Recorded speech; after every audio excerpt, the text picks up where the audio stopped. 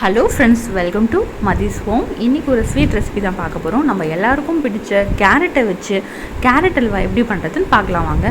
என்ன தான் கடையில் விதவிதமாக ஸ்வீட் வாங்கி ஃபேமிலிக்கு கொடுத்தாலும் நம்ம வீட்டிலே நம்ம ஃபேமிலிக்காக பார்த்து செய்கிற மாதிரி வராதுங்க. இந்த மாதிரி நீங்களும் உங்கள் ஃபேமிலிக்கு செஞ்சு கொடுங்க. எப்படி பண்ணுறதுன்னு பார்க்கலாம் வாங்க ஃப்ரெண்ட்ஸ்.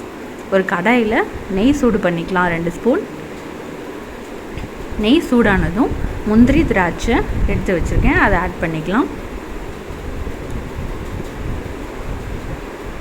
முந்திரி திராட்சை நல்லா வறுபட்டதும் அது ஒரு பிளேட்டில் ட்ரான்ஸ்ஃபர் பண்ணி வச்சுக்கோங்க ஃப்ரெண்ட்ஸ். அப்புறம் அதே கடாயில் 1 கப் கேரட் துருவலை துருவி வச்சுருக்கேன், அதையும் ஆட் பண்ணி ஒரு 2 நிமிஷம் நல்லா வதக்கி விடுங்க. நெய்லேயே நல்லா வதக்கி விடுங்க.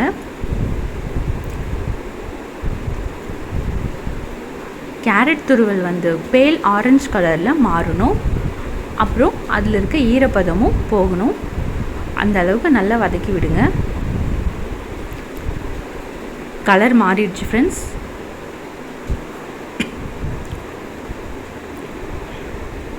இந்த மாதிரி கலர் மாறணும்.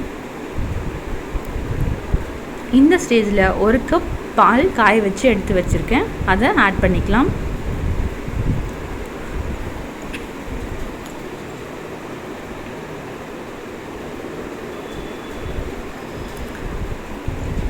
கேரட் அல்வாவுக்கு பால் கொஞ்சம் கூடவே ஊற்றிக்கலாம் ஃப்ரெண்ட்ஸ்.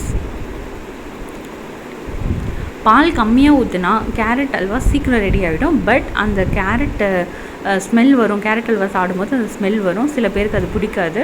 ஸோ நம்ம பால் நிறைய ஊற்றினாலும் இந்த மாதிரி சுண்ட வைக்கும் போது டேஸ்ட் இன்னும் நல்லாவே இருக்கும் ஃப்ரெண்ட்ஸ். இந்த மாதிரி ஆடை கட்டும். ஆடையை சைடில் எடுத்து விட்டு நல்லா கிளறி விட்டுக்கிட்டே இருக்கணும்.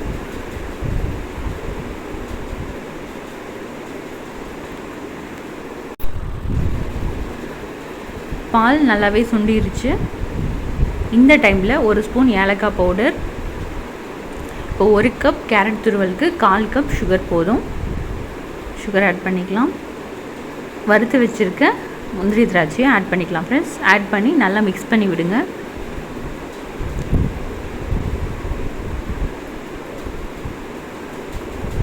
இந்த டைமில் நெய் ஆட் பண்ணிக்கலாம். நெய் 1 ஸ்பூன் ஆட் பண்ணிக்கோங்க. ஆட் பண்ணி அதோட நல்லா மிக்ஸ் பண்ணி விடுங்க.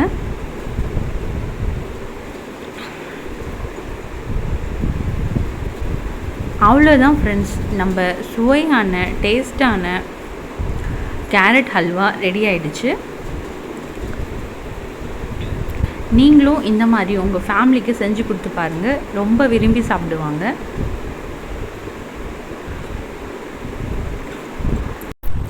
மறக்காமல் என் சேனலை லைக் பண்ணுங்கள், ஷேர் பண்ணுங்கள், சப்ஸ்கிரைப் பண்ணுங்கள் ஃப்ரெண்ட்ஸ். சப்ஸ்கிரைப் பண்ணால் தான் நான் போடுற வீடியோ உங்களுக்கு உடனுக்குடன் வந்து சேரும். Thank you friends. தேங்க்ஸ் ஃபார் வாட்சிங்.